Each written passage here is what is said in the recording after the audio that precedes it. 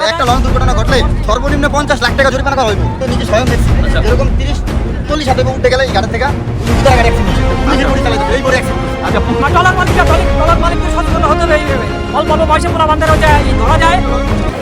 তো আজকের এই ঘটনা কিন্তু নৌকার সাথে বড় কোনো জাহাজ লাগে নাই, লাগছে কিন্তু এখানে যে ছোট ছোট ট্রলারগুলো চলে এই ট্রলার কিন্তু লাগছে নৌকার সাথে। তো এই ঘটনা হচ্ছে নতুন না, এটা প্রায় হয়ে থাকে রেগুলার, এটা আসলে প্রতিনিয়ত হইতেছে। ওরা ঠিকঠাক মতো চালায় না, নিজেরা না চালায়া ওই টাকা উঠায় আরেকজনে ভোট চালায়।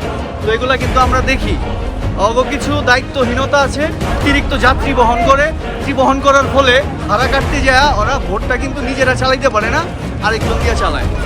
তো এই ঘটনাগুলা কিন্তু প্রতিনিয়ত ঘটতেছে। এই ভোট শিশু বাচ্চা দিয়েও ভোট চালায়, আমি কিন্তু বানাই কইতাছি না, এগুলা কিন্তু আশেপাশের মানুষ জানে ভাই। হ্যাঁ, পোলাপান দিয়া পর্যন্ত ভোট চালায়। একটু দেখান আবার আগে কোনো লাইন মেনটেন্স নাই। যেরকম এই যে অ্যাক্সিডেন্টটা বর্তমান ঘটছে, এই অ্যাক্সিডেন্টটা আমি তো নিজে স্বয়ং দেখছি। যেরকম 30-40 হাতে উঠে গেলে এই গাড়ি থেকে ওই যে গুদারা গাড়ি অ্যাক্সিডেন্ট হয়েছে। গুদারা গাড়ি অ্যাক্সিডেন্ট হয়েছে, ওই মাছ নদীতে যে ভাই 40 হাত দূরে কি এই জায়গায় হলো গুদারা গাড়ি যেরকম 10-12টা নৌকা ভিড়ে এবং যাত্রী না আবার যায় ভিড়ে এবং যায়, তাহলে 20 হাত দূর মানে কি গাড়টা গাড় দিয়ে হয়ে যাবে, মাছ নদী থুয়ে হয় গাড় দিয়ে যাবে। এটা একটা ভালো পয়েন্ট যে এত বড় নদী থাকতে ও কিনার দিয়া কেন যাইব।